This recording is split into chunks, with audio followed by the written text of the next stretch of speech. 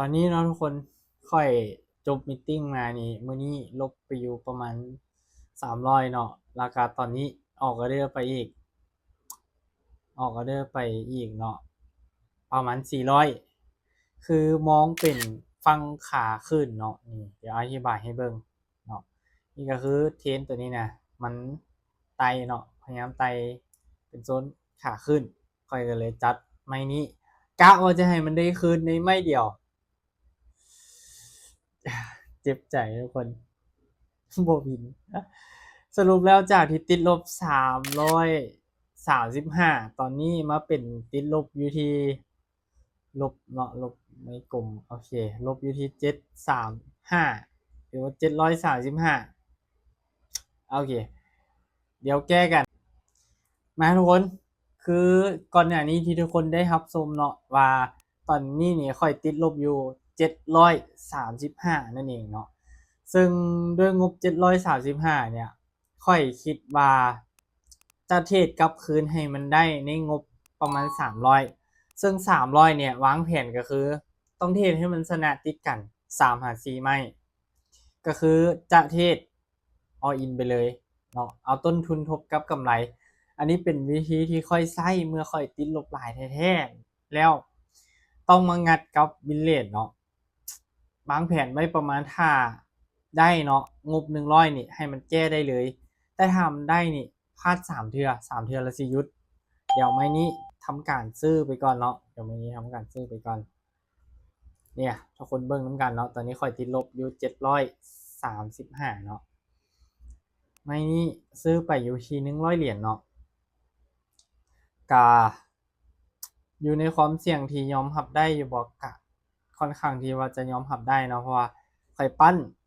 มื้อก่อนนี้เนาะ2มื้อที่แล้วเนี่ยค่อยปั้นจากงบ150มาเป็น1,000เนาะก็เลยว่าเนาะ บ่ได้โอเคบ่ได้เฮากับบ่ท้อเนาะในเมื่อมันยังอยู่ในขอบเขตที่อยู่ในความเสี่ยงที่เฮายังรับได้เนาะค่อยก็จะไปต่อเนาะค่อยก็จะเทรดต่อแล้วกันซึ่งในนี่ทุกคนเฮาต้องเทรดให้มันชนะประมาณจักไม้ประมาณ3หรือ4ไม้เนาะโอเคไม้นี้เดี๋ยวขอมองเป็นฝั่งขายเนาะค่อยมองเป็นฝั่งขายเพราะว่ามันตัดเส้นเนาะแท่งเทียนนี้สลับสีกันระหว่าง EMA 5เนาะอันนี้ไผที่เห็นนำในมีตติ้งนี่น่าจะเห็นเนาะใช้ตลอดเวลาที่แท่งเทียนมันร้อยเหนือเส้น EMA 5เนาะก็มองเป็นเทรนขาขึ้นอยู่ใต้เส้น EMA 5ก็เป็นเทรนขาลงเนาะแต่ว่าถ้ามันสลับสีกันระหว่างเส้น EMA 5นี่เขาจะมองเป็นแท่งเทียนสลับนั่นเองและไม่ทำอิฐของค่อยโอเคหลังจากที่ค่อยพลาดไปประมาณจากไม้ทุกคน5-6ไม้พุ่นเนาะไม้นี้เป็นไม้ทำอิฐที่เฮาวินโอเคการเทรดแนวนี้นี่ความเสี่ยงมันก็คือว่าเฮาห้ามพลาดเลยพลาดก็คือลบนั่นเองโอเคไหมได้บ่ได้ชาเลนจ์นี่ก็ค่อยจะเทรดให้มันสุดเลยเนาะโอเคไม้นี้ยังบ่ออกเพราะว่ามันปิดเป็นโดจิเนาะแท่งเทียนค่อนข้างที่จะว่าน้อยยังบ่ชัวร์ปานใดผ่านก่อนคือเวลาเทรดก็เฮาบ่มั่นใจเนาะค่อยกล่าวบอกเลยว่าเวลาที่เฮาบ่มั่นใจนี่เฮาเฮ็ดหยังก็แทบจะบ่ได้แต่ว่าเวลาที่เฮามีความมั่นใจเออมันเพิ่มเลยเนาะมันเพิ่มแบบเวลาที่เฮามั่นใจนี่อย่างเช่นแบบบางไม้ที่มันบ่เป็นตาวินซี้น่ะเนาะเฮามั่นใจบางเทื่อมันดีดให้วินก็มีได้อันนี้แหละเนาะเป็นความเสี่ยงที่ว่าเฮาต้องเทรดและอีกอย่างเทรดแก้พอร์ตฉบับของข้อยนี่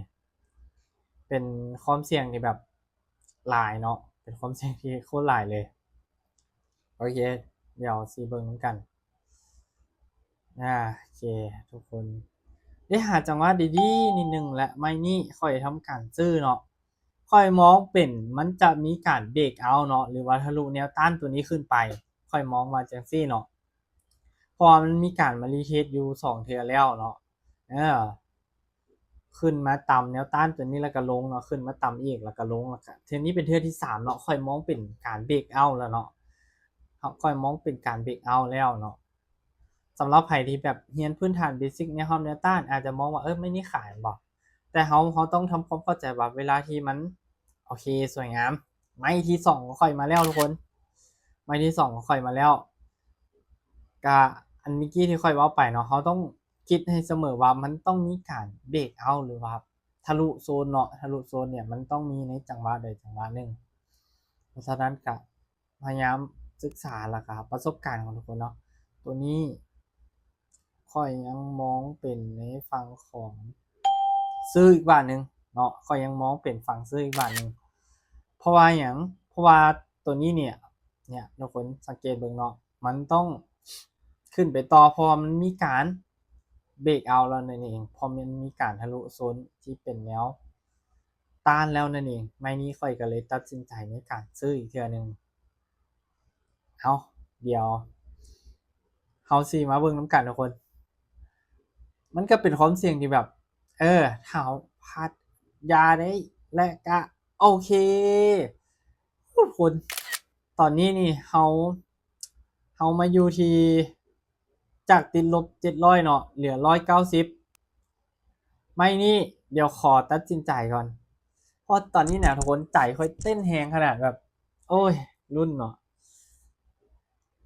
แนวโน้มฟังแข็งซื้อนี้ก็ยังหลายอยู่สิเอาทุกคนค่อยตัดสินใจเนาะค่อยมั่นใจซื้อไปเลยถ้าได้เฮาก็จะได้กำไรมาเลยเนาะบวกกับต้นทุนของเฮาแต่ถ้ามันมาเราต้องมั่นใจไว้ก่อน